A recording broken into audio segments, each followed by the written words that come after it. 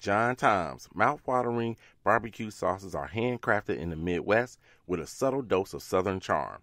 Voted Indiana's favorite by Indianapolis Monthly, John Tom's distinctive flavor has been praised by culinary experts along with everyday consumers. There's a flavor that the entire family can enjoy. So whether it's the original, Hoosier Heat, Sneaky Hot, which is my personal favorite, or the brand new Peppered Gold, which is oh so tasty.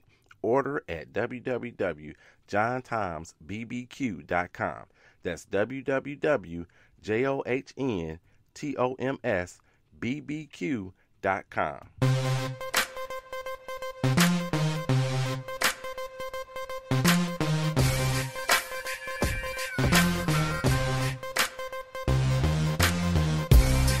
Good afternoon, and welcome to the 800 Credit Score Man Show.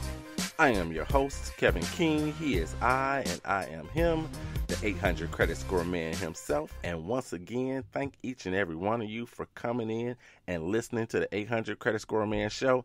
I truly appreciate it. So it's been a while. It's been a little while since we've been here. I told you guys I have an issue going from season to season. And when I say season to season, I don't mean from winter to spring to summer to fall.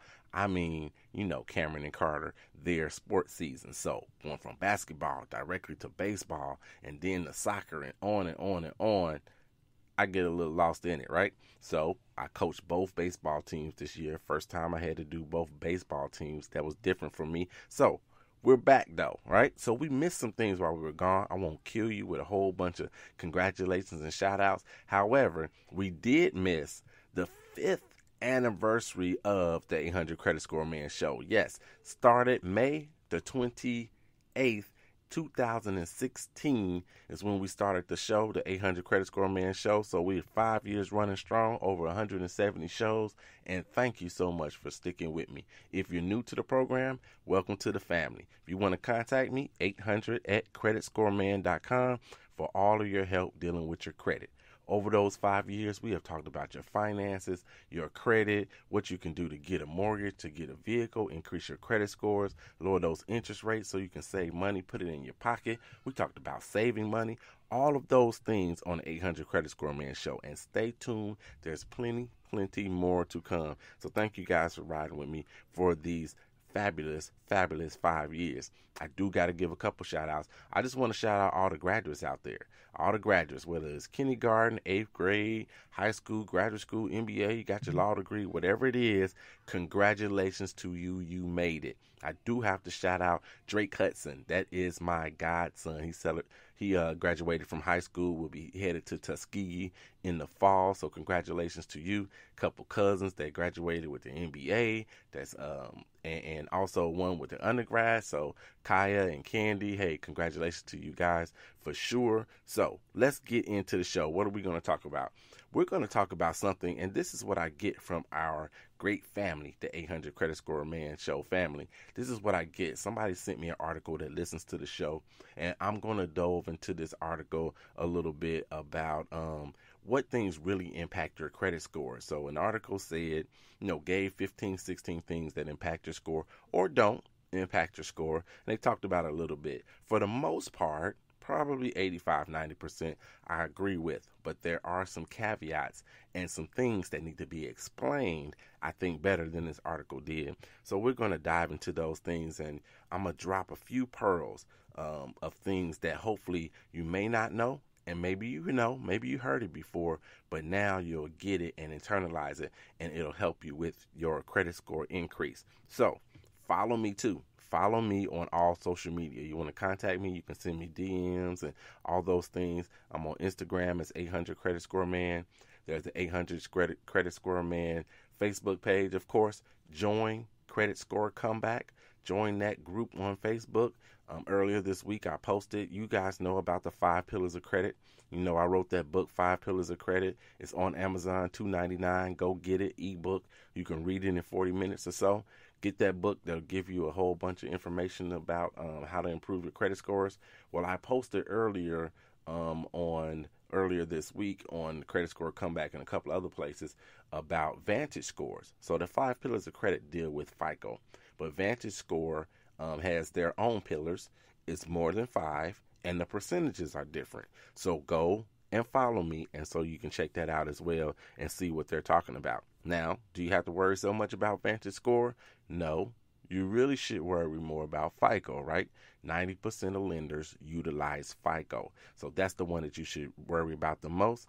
But Vantage Score came from 3% to 5% to 8%, and now they're at 10% of what lenders are using. So they may become more and more important as time goes on. So you want to make sure that you do those things. So let's get into this article. So number one, score scares, right? This is what they talked about. Score scares. So it was talking about how many credit scores do you have? You have a lot of credit scores. You've got a plethora of credit scores. So not only do you have TransUnion, Equifax, and Experian, they all have a different score. Typically, I haven't seen anybody with the same score all the way across all three of them. So you have those different credit scores, but there are hundreds of different credit scores out there. And you think, okay, I looked at online somewhere, I got my score, whether it was FICO or Vantage or whatever, but let's say it's FICO. You got your FICO score, and you decide to make a trip to the auto dealership, and you're going to try to buy a vehicle. Now, when they pull your credit score, it's going to say a different score, and you're wondering why. The conspiracy theorists among us, which I might be part of that sometimes, will think that, hey, they're just trying to get me for a larger interest rate and whatnot, right? That's not necessarily the case. Not always the case. So, yes, those scores are different because cars are specific. They have a specific credit score. They put a little more emphasis on if you've had a car before, how well did you do it? So that score, did you do with that particular car payment? So, yes, that score is different. So you look at your credit score and you say, I got a 708. I head to the dealership, and I get to the dealership, and they tell me I have a 689. So totally different, right? Interest rate might be a little bit higher because of that. That is the difference. So, yes, you do have a different score and plenty of different scores. It's specific when it comes to cars. It's specific when it comes to mortgages. It's specific when it comes to credit cards. So those numbers can and will absolutely be different for you. Now, let's move on to another thing they talked about. They talked about checking your credit score or your credit report and if it hurts you. It does not hurt you to check your credit report. You can check your credit report if you want to, and it will not hurt you. Where it hurts you is when you apply for credit somewhere. You want someone to give you some credit. That's when it hurts your credit score. You're asking for money. You want a credit card. You want a vehicle. You want a mortgage. You're getting a personal loan. You're getting a student loan. When they pull your credit report, that hurts your credit score, but not when you go check it. If you go look at any of those apps out there that will give you your credit report, that's not when it hurts your credit score. You can pull it all you want. We also had the opportunity, at least during the first portion or the first wave or the first 3 waves of COVID, to be able to look at our own credit reports every week if we wanted to. That ended in April, but you can still check your own credit report at www.annualcreditreport.com every year. So you got 12 months on a rolling basis. So it's not January to December, a calendar year. You can check it from each one of the credit bureaus for free at www.annualcreditreport.com. Now, listen, if you got one of those apps, for example, you're looking at, say, TransUnion. If you got one of those apps and they give you a free credit report, whether it's a Vantage Score or it's a FICO app, right? When you look at TransUnion, no matter where you get it from, that information on that credit report is going to be the same. It's all from TransUnion. So whether you paid for it, whether you got it because you got denied, because if you get denied credit, you can get a free credit report as well. If you got denied and you got a credit report and it came from TransUnion, or you're looking at one of those free apps and they're giving you a Vantage Score, but you can see your credit report, if it's TransUnion, all of it's going to be the same. All right? It's going to be the same in there. So it does not hurt you to go ahead and look at your credit report only when others are looking at your credit report and you're asking for some credit. That's when it hurts you. Now, it talked about age, race, religion, marital status, sex, sexual orientation. None of that matters when it comes to your score. None of those things matter. So, because you're married and you've been married 20 years, that does not mean that you get a higher credit score because you're married. Just because you're single doesn't mean that you're going to have a lower credit score or a higher credit score if you feel that's the value, right? It does not matter when it comes to your credit score. That not matter. Again, some of the conspiracy theorists among us would say that race plays a part of that.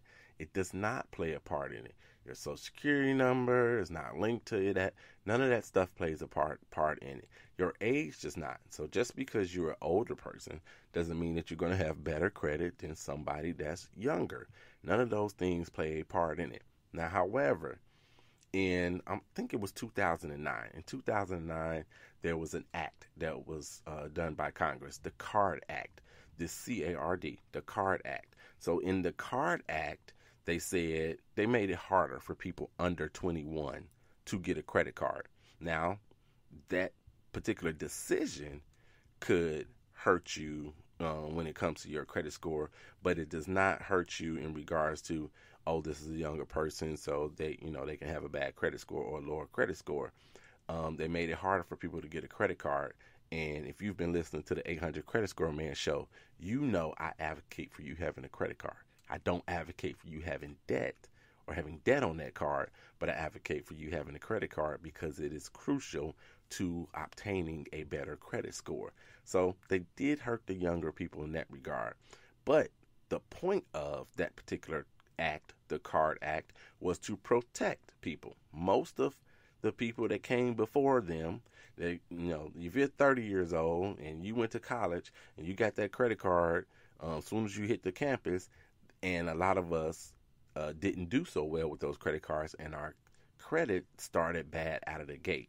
So that particular act was to protect younger people from being preyed upon, if you will, by credit card companies. So yes, it does impact it a little bit, but typically and straight across the board, age, race, sexual orientation, marital status, male or female, that does not impact your credit score. Another thing, the fourth thing they talked about is where you live and where you work. Conspiracy theorists among us will say that that will impact your credit score negatively. It does not impact your credit score. So if you live in a better neighborhood, that doesn't mean that you got a better credit score. You just live in a good neighborhood. Where you work, because you work at a Fortune 500 company, does not give you a better credit score. None of those things matter when it comes to your credit report. Others will say you live in a worse neighborhood, your credit scores are lower. That may be true in theory, but that's not necessarily the case, and it's not the factor. So you have people that may live somewhere less desirable. They can have good credit scores as well. It's all going to come down to those 5 pillars of credit, collections, and things of that nature to determine what your credit score is going to be. So where you work and where you live do not impact your credit score. Not in that way anyway.